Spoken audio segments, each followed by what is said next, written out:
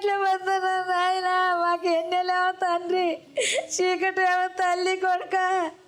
మీరు ఆదరిస్తారని జీ తెలుగు వారు వచ్చినావు నాయన. మేమేం చెప్పుకోమిగా. మాకు చచ్చిపోయే ఆస్కారాలు కూడా లేవాడన్న మందు తెమ్మంటే మీకెందుకు కాళ్ళు లేని వాళ్ళకి అట్టియ్యరు అంటారు. అట్నే గడుపుకుంటూ వచ్చినాం. ఇంతలో మీది కలిసింది నాయన. ఇప్పుడు ఉన్న పరిస్థితుల్లో డాక్టర్ చూపించడం కానీ ట్రీట్మెంట్ కానీ ఏమైనా జరిగిందమ్మా? చూపిస్తూనే ఉన్నాం సారు. చూపించి టాబ్లెట్లు తెస్తూనే ఉన్నాం. షుగరు, బీపీ, మళ్ళా ఇది పారాసిస్, ఇది అన్ని మందులు వాడుతూనే తెస్తూనే ఉన్నాం. అప్పటి నుంచి మాట్లాడలేదు. నాకైనాక 6 నెలల కానించి మాట ఉత్తగానే పడిపోయింది.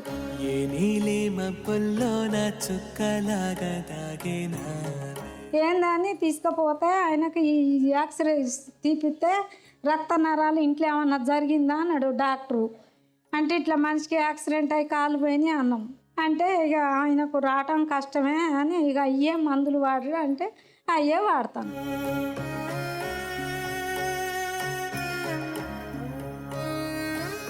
వాళ్ళ వల్ల అవ్వకపోయినా కష్టమైనా కూడా ఎలా అయినా ఇంకోళ్ళ మీద ఆధారపడకుండా ఈ వయసులో ఒకరికొకరు తోడుగా ఉండాలి అండ్ వాళ్ళు తినే తిండి కోసం వాళ్ళే కష్టపడాలి అని ఆవిడ అనుకుంది.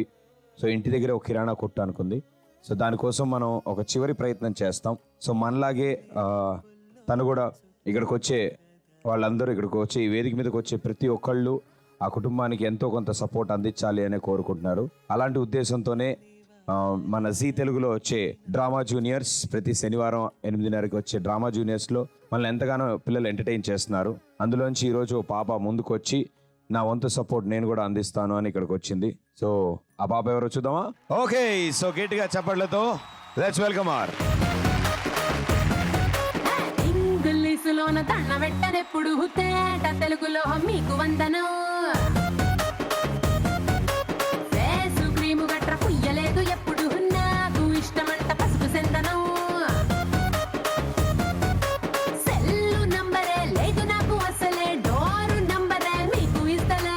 సెంటు బాటిలే ముట్టనైన ముట్టలే, సన్న జాజులంటే సెట్టు మోజులే. ఏ స్టార్ హోటల్ బొట్టు పెట్టి పిలిచిన దవా దవా ధావాకే పరుగు తీస్తలే.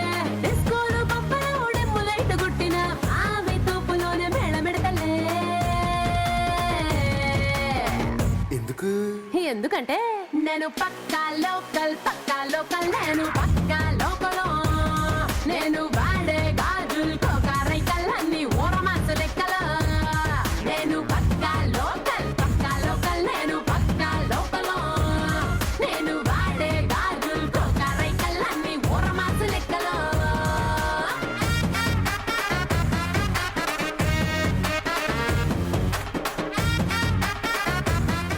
ఎన్నో కళలు బాగా చదువుకోవాలని అండ్ చదువుకున్న తర్వాత ఒక మంచి ఉద్యోగం చేయాలి, నీతో పాటు ఉన్న వాళ్ళందరినీ చూసుకోవాలి అని ఎన్నో కళలతో చదువుకున్నావు. డిగ్రీ కూడా జాయిన్ అవుదాం అనుకున్నావు.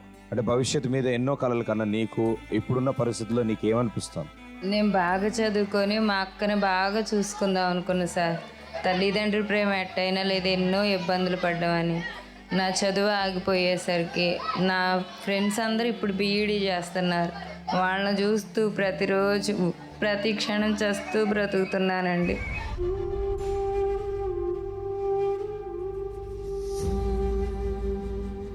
నాకు అసలు వైద్యం సరిగ్గా ఉంటే నేను మంచిగా అవుతానని డాక్టర్స్ చెప్పారు. నేను టీచింగ్ చేద్దాం అనుకున్నా. నాకు బాగా ఇష్టం. డిగ్రీ పూర్తి చేసి బీఈడీ చేసుకొని టీచింగ్ చేద్దాం అనుకున్నాను. చిన్నప్పటి నుంచి మా అక్క మా కోసం ఎన్నో కష్టాలు, ఎన్నో అవమానాలు కూడా భరించింది సార్. మా అక్కను బాగా చూసుకుందామని అనుకున్నా నేను. కానీ అన్నీ వృధా అయిపోయినాయి. ఇప్పటికీ మళ్ళీ మా అక్క మీదే ఆధారపడాల్సి వస్తుంది.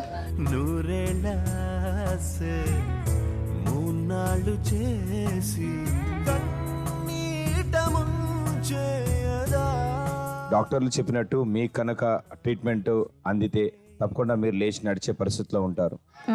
చదువు పూర్తి చేసి టీచర్ అవుదాం అనుకుంటున్నారు. అవును సార్. ఓకే, అండ్ తప్పకుండా అమ్మా, కోట్ల మంది చూస్తున్నారు ఈ కార్యక్రమం.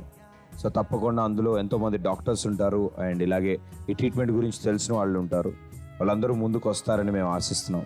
అండ్ మీకు తప్పకుండా ట్రీట్మెంట్ అందుతుంది, అతి త్వరలోనే అందుతుంది. అండ్ మీరు మాత్రం మిగతా వాళ్ళందరికీ ధైర్యం మీరే చెప్పాలి. ఇంట్లో చదువుకున్న వ్యక్తివి, అవకాశాలు ఉంటాయో ఉండవో తెలియదు, కానీ ఎవరైనా చిన్నపిల్లలు ఉంటే వాళ్ళకి ట్యూషన్ చెప్పడం కానీ ఏదో ఒక విధంగా ప్రయత్నాలు నువ్వు చేస్తూ ఉండమ్మా. అండ్ అసలు ధైర్యం కోల్పోవద్దు. అండ్ డెఫినెట్గా మీరు ట్రీట్మెంట్ జరుగుతుంది, అండ్ దానికంటూ ట్రీట్మెంట్ ఉంది, మెడిసిన్లు ఉన్నాయి. ఖర్చుతో కూడుకున్నదైనా సరే అటు హాస్పిటల్ నుంచి కానీ డాక్టర్ల నుంచి కానీ మేము మాట్లాడి, అక్కడి నుంచి వచ్చే దాతలు చాలామంది ఉంటారు, వాళ్ళతో మేము మాట్లాడి తప్పకుండా మీకు ట్రీట్మెంట్ అందేలా చేస్తాం. Thank you sir. అండ్ డెఫినెట్గా ఆవిడతో నేను అంటున్నట్టు ఇప్పటికి ఎంతోమంది టీవీ చూస్తున్నారు, అండ్ టీవీ చూస్తున్న వాళ్ళలో ఎంతోమంది ఈ కుటుంబానికి ఏదో ఒక విధంగా సపోర్ట్ చేయాలని అనిపించవచ్చు మీకు. అండ్ గత 2 ఏళ్ళుగా డాక్టర్కి చూపించుకోక ట్రీట్మెంట్ చేయించుకోక తను అదే పరిస్థితిలో అలాగే ఉన్నారు. అదే ట్రీట్మెంట్ కనుక అందితే అతి త్వరలో ఆవిడ లేచి నుంచి నడవగలుగుతుంది, ఉద్యోగం చేయగలుగుతుంది. మీతో పాటు మీకు తెలిసిన వాళ్ళు కూడా ఎవరో వచ్చారు కదా, ఇక్కడికి వచ్చారు. ఎక్కడున్నారండి? సార్ చాలా పేద కుటుంబం సార్. పేరెంట్స్ లేరు, కళ్ళతో మేము చూసేవాళ్ళం పక్క నుండి. ఒకళ్ళకి సమస్యలు తప్పితే మళ్ళీ ఇంకొకళ్ళకి వస్తూనే ఉండేటి సార్. మానవత్వ దృక్పథంతో ఆ పాపను తీసుకెళ్ళి ఆ పెద్దామని కాలేజీలలో స్కూళ్ళలో మా సార్ ఏసై చేస్తారు సార్. ఆమెను స్కూళ్ళల్లో తీసుకెళ్ళి నేను సందాలు వసూలు చేసేదాన్ని సార్.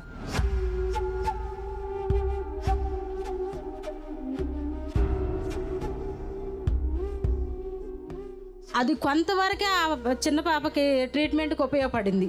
కానీ సార్ నేను సహాయం చేసినా ఎంతవరకు చేయగలను సార్? నేను ఒక్కదాన్ని నా చేతనైనంత వరకు హెల్ప్ చేస్తూనే ఉండేదాన్ని సార్. అయినా కూడా సార్ వాళ్ళ దయనీయ పరిస్థితి నేను చూడలేకపోయేదాన్ని సార్. ఇక ఇలాగా కార్యక్రమానికి వస్తేనన్నా ఏమన్నా సహాయం పొందుతారేమోననేసి పాపను ఫోన్ చేయమంటే చేసి ఇక్కడ దాకా తీసుకొచ్చాం సార్.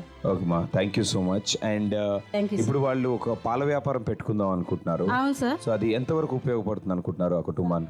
వాళ్ళకి ఒక జీవనం, కనీసం ఫుడ్ అన్న 3 పూట్ల తింటారు సార్. అన్నమైనా దొరికితే చాలు సార్. ట్రీట్మెంట్ అంటే సరే బట్టల షాప్లో చేసేదా ఎంతో కొంత మెడిసిన్స్కి వస్తుంది, అయినా సరిపోదు సార్.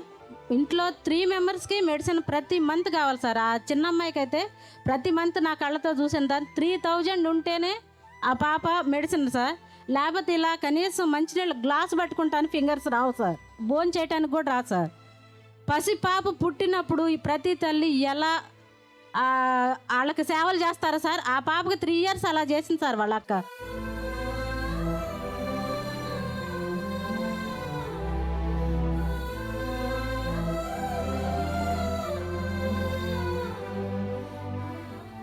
పేరెంట్స్ అంటూ వాళ్ళ వల్ల కనీసం చిన్నప్పుడే చనిపోయారు సార్.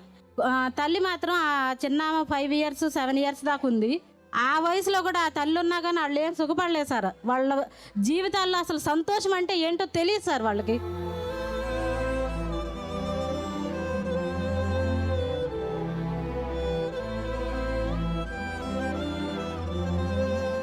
ఆ బాబు మ్యారేజ్ అవ్వాలి సార్.